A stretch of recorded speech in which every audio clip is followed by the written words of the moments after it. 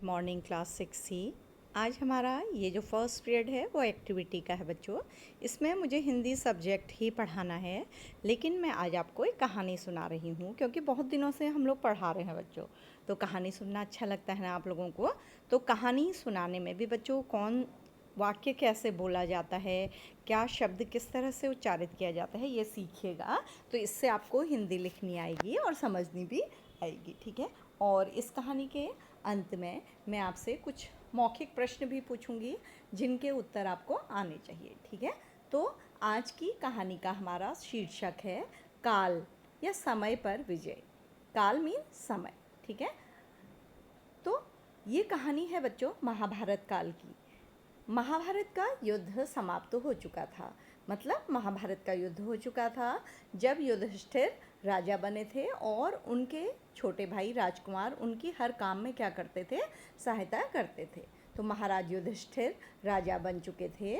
अपने चारों भाइयों का नाम जानते हैं ना आप। अपने चारों छोटे भाइयों की सहायता से वह राजकाज चला रहे थे। प्रजा की भलाई के लिए पांचों भाई मिलजुल कर जुटे रहते थे मतलब काम करते थे। जो कोई दीन दुखी फरियाद लेकर आता, फरियाद होती है बच्चों शिकायत, उसकी हर प्रकार से सहायता की जाती। एक दिन युधिष्ठिर राजभवन में बैठे एक मंत्री से बातचीत कर रहे थे, अपना काम कर रहे थे। किसी समस्या पर गहन विचार चल रहा था, गहन मतलब गहरा। तभी एक ब्राह्मण वहाँ पहुँचा। कुछ दुष्टों ने उस ब्राह्मण को सताया था मतलब परेशान किया था। उन्होंने ब्राह्मण की गाय छीन ली थी। वह ब्राह्मण महाराज युधिष्ठिर के पास फरियाद लेकर आया था, मतलब बच्चों शिकायत लेकर आया था। एक चीज़ देखिए, उन दिनों कितना आराम से कोई भी साधारण व्यक्ति राजा के पास जा सकता था। मंत्री जी के साथ बातचीत में व्यस्त होने के कारण महाराज युधिष्ठिर उस ब्राह्मण की बात नहीं सुन पाए। उन्होंने ब्राह्मण से बाहर इंतजार करने के लिए कहा। बच्चों कोई ज़रूरी काम कर रहे थे राजा राज्य के संबंधित, तो उन्होंने ब्राह्मण से कहा बाहर बैठकर इंतजार करिए। ब्राह्मण मंत्रणा भवन के बाहर रुककर महाराज युधिष्ठिर का इंतजार करने लगा। मीटिंग भवन, मंत्रणा भवन मतलब जहाँ बातचीत होती है, उससे बाहर इंतजार करने लगा, ठीक है। इंतज़ार मतलब प्रतीक्षा करने लगा, वेट करने लगा, ठीक। किसका वेट करने लगा? युधिष्ठिर का, क्योंकि उसको क्या काम था, उसको अपनी शिकायत करनी थी। मंत्री से बातचीत समाप्त करने के बाद महाराज ने ब्राह्मण को अंदर बुलाना चाहा, लेकिन तभी वहाँ किसी अन्य देश का दूत पहुँच गया, ठीक है। तो महाराज ने जैसे ही चाहा कि वो ब्राह्मण को बुला लें, तो किसी अन्य देश का राजदूत वहाँ आ गया। महाराज फिर बातचीत में उलझ गए, फिर बातों में लग गए। इस तरह एक के बाद एक कई महानुभावों से महाराज युधिष्ठिर ने बातचीत की। बहुत लोग आए, उनसे बात की। अंत में सभी को निपटाकर जब महाराज भवन से बाहर आए तो उन्होंने ब्राह्मण को इंतज़ार करते पाया। तो जब राजा लौटने लगे अपने घर के लिए, तो फिर राजमहल के लिए, तो उन्होंने ब्राह्मण को देखा कि वो इंतज़ार कर रहा था। काफ़ी थके होने के कारण महाराज युधिष्ठिर ने उस ब्राह्मण से कहा, अब तो मैं काफ़ी थक गया हूँ, आप कल सुबह आइएगा, आपकी हर संभव सहायता की जाएगी। इतना कहकर महाराज अपने विश्राम करने वाले भवन की ओर बढ़ गए।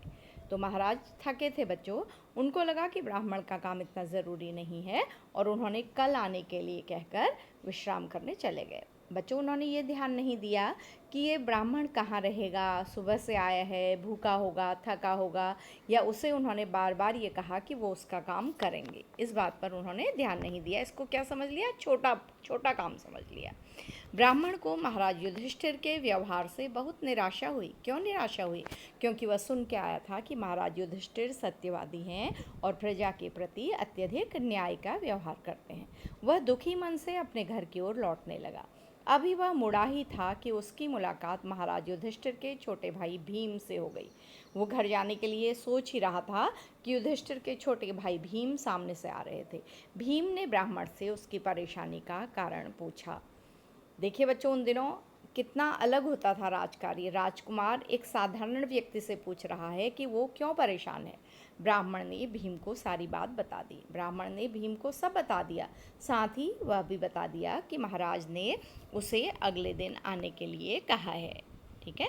ब्राह्मण की बात सुनकर भीम बहुत दुखी हुआ। उसे महाराज युधिष्ठिर के व्यवहार से भी बहुत निराशा हुई। उसे अत्यधिक निराशा हुई भीम को भी कि युधिष्ठिर ने ऐसा व्यवहार एक गरीब ब्राह्मण के प्रति क्यों किया। उसने मन ही मन को सोचा और फिर द्वारपाल को जाकर आज्ञा दी। उसने सोचा थोड़ी देर के लिए और फिर द्वारपाल को आज्ञा दी, सैनिकों से कहो कि विजय के अवसर पर बजाए जाने वाले नगाड़े बजाएं। जो विजय, जब कोई व्यक्ति राजकुमार विजय करके आता है तो नगाड़ों के ध्वनि से राज्य को सूचित किया जाता है कि आज राजा या राजकुमार विजयी हुए। तो वही बैंड, वही धुन जो बजाने के हैं, नगाड़े बजाने की आज्ञा दी गई भीम के द्वारा। आज्ञा का पालन हुआ, मतलब नगाड़े बजने लगे। सभी द्वारों पर तैनात सैनिकों ने विजय के अवसर पर बजाए जाने वाले नगाड़े बजाने शुरू कर दिए। तो सभी लोगों ने, सभी सैनिकों ने जो नगाड़े विजय के या जीत के अवसर पर बजाए जाते हैं उन्हें बजाने लगे। महाराज युधिष्ठिर ने भी नगाड़ों की आवाज़ सुनी। तो युधिष्ठिर अपने भवन में चले गए थे। उन्होंने जब नगाड़ों की आवाज़ सुनी तो उन्हें आश्चर्य हुआ। नगाड़े क्यों बजाए जा रहे हैं, यह जानने के लिए वह अपने विश्राम कक्ष से बाहर आए। तो इस समय नगाड़े अचानक क्यों बजने लगे हैं, ये सोचकर वो अपने आराम कक्ष से बाहर आए। कक्ष से बाहर निकलते ही उनका सामना भीम से हो गया। उन्होंने भीम से पूछा, विजय के अवसर पर बजाए जाने वाले नगाड़े क्यों बजाए जा रहे हैं। तो उन्होंने पूछ लिया कि ये क्यों बजाए जा रहे हैं, क्योंकि वो तो किसी विजय के बारे में नहीं जानते थे। हमारी सेनाओं ने किसी शत्रु पर विजय प्राप्त की है। तो उन्होंने प्रश्न किया, क्या हमारी सेना ने या तुमने कोई युद्ध जीता है। भीम ने नम्रता से उत्तर दिया, महाराज, हमारी सेनाओं ने तो किसी शत्रु पर विजय प्राप्त नहीं की, हमारी सेना तो नहीं जीती। तो फिर ये नगाड़े क्यों बज रहे हैं, महाराज ने हैरान होते हुए पूछा। तो महाराज ने कहा, तो फिर ये नगाड़े क्यों बज रहे हैं, क्योंकि पता चला है कि महाराज युधिष्ठिर ने काल पर विजय प्राप्त कर ली है। क्योंकि भीम ने कहा कि महाराज, ऐसा सुना है कि आपने समय पर विजय प्राप्त कर ली है, इसलिए ये नगाड़े बजाए जा रहे हैं, भीम ने उत्तर दिया। भीम की बात सुनकर महाराज की हैरानी और बढ़ गई और हैरान हो गए।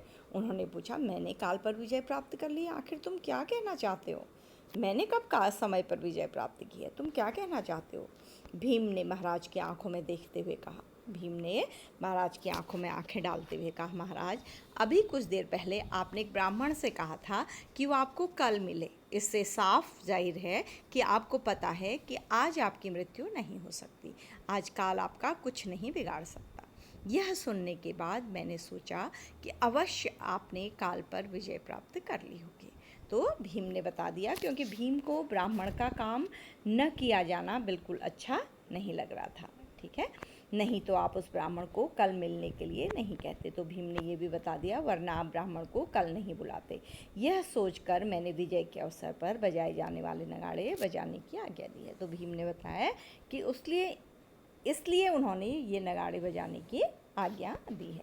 भीम की बात सुनकर महाराज युधिष्ठिर की आंखें खुल गई। आंखें खुलना क्या होता है बच्चों, समझ में आ जाना। तो महाराज युधिष्ठिर समझ गए कि भीम ने यह सब क्यों किया है। उन्हें अपनी भूल का पता लग चुका था। वो समझ गए कि उनसे आज एक बहुत बड़ी भूल हो गई। तभी उन्हें पीछे खड़ा हुआ ब्राह्मण दिखाई दिया। तो बच्चों, ब्राह्मण तो डर ही रहा था, वो चुपचाप खड़ा था। वो दिखाई दिया राजा को। उन्होंने उसकी बात सुनकर एकदम उसकी सहायता का आवश्यक प्रबंध करवा दिया। उन्होंने उसकी पूरी बात सुनी और उसकी जो सहायता हो सकती थी उसे उसी समय क्या कर दिया, करवा दिया। तो मित्रों या दोस्तों, हमारे अंदर एक बहुत ही बुरी आदत है काम को टाल लेने की। बच्चों, आपने भी देखा होगा, ये आदत मेरे अंदर भी होती है कभी न कभी, कि हम काम को कल करेंगे करके आज उसे नहीं करते हैं। तो इससे काम क्या होते हैं, जमा हो जाते हैं। अपनी इसी आदत के कारण हम कभी कभी अपने बनते हुए कामों को बिगाड़ बैठते हैं। हमारे काम क्या हो जाते हैं, बिगड़ जाते हैं, जिससे हमारी बड़ी हानि हो जाती है और कभी कभी तो अपनी मंजिल पर पहुंचते पहुंचते रह जाते हैं। इससे हमारा क्या होता है, नुकसान होता है, और जो मंजिल हमें मिलनी चाहिए वो नहीं मिल पाती। तो बच्चों, ऐसा ही जैसे आज आप अपना काम नहीं करेंगे तो आपकी मंजिल आपसे उतनी ही क्या हो जाएगी, दूर हो जाएगी। जो काम हमें आज करने हैं वह कल भी उतने ही महत्व के रहेंगे, ये नहीं कहा जा सकता। क्योंकि धीरे धीरे जिस काम को हम आज नहीं कर सकते हैं उसे टाल देते हैं, तो हो सकता है कल उसका महत्व ही समाप्त हो जाए, कल वो उतना इम्पोर्टेंट ना रहे। तो इसलिए हमें आज के काम को कल पर नहीं टालना है। परिस्थितियाँ क्षण क्षण पर बदलती रहती हैं। बताया गया है कि समय बदलता रहता है और पीछे के कार्यों का कोई महत्व नहीं रह जाता। मे बी आपकी माँ ने आपसे दवा मांगी किसी चीज़ के लिए, ठीक है, या पानी मांगा, तो आपने नहीं दिया, आपने कहा थोड़ी देर में दूंगा, तो उन्होंने पी लिया, तो बाद में अगर आप पानी लाते भी हैं तो उसका कोई महत्व नहीं रह जाता है। मे बी आपने परीक्षा में कोई काम करना है, उसे आपने याद नहीं किया, तो परीक्षा अगर चली गई आज, तो कल उस काम का आपके लिए कोई महत्व नहीं रहेगा। संभव है आज किसी कार्य के सम्मुख आते ही हम उसे ताज़ा जोश में कर डालें।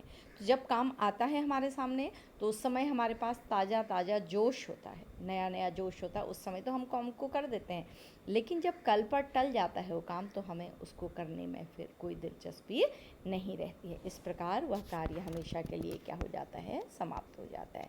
जिस व्यक्ति में टालने की आदत का रोग लग जाता है, उसके सारे काम क्या पड़े रहते हैं बच्चों, अधूरे पड़े रहते हैं, और उसे इसी तरह की आदत हो जाती है, उसे ठीक लगने लगता है, वह बहाने करने लगता है अपने कामों को पूरा करने के लिए।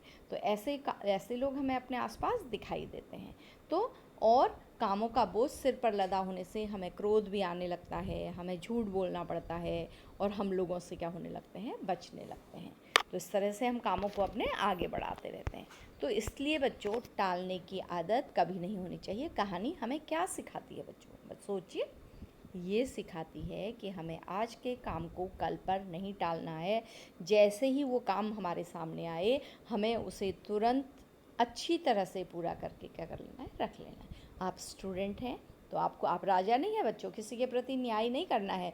कल आप बनेंगे, मे बी आप ऑफिसर बनेंगे, आईएएस बनेंगे, मंत्री बनेंगे, प्रधानमंत्री बन सकते हैं, राष्ट्रपति बन सकते हैं, तो तब आपको जनता और देश का भी ध्यान रखना होगा। लेकिन आज आपको क्या करना होगा, पेरेंट्स जो कहते हैं या टीचर्स जो कहते हैं, उस काम को उसी समय करने की आदत डालनी होगी।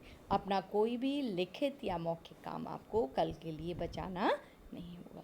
तो यही इस कहानी का सबक है। तो आज की हमारी एक्टिविटी कक्षा आपको अच्छी लगी होगी बच्चों, कहानी समझ में आई होगी, और इस कहानी में आपके लिए एक सबक है कि आपको अपना काम कल के लिए टालना नहीं है।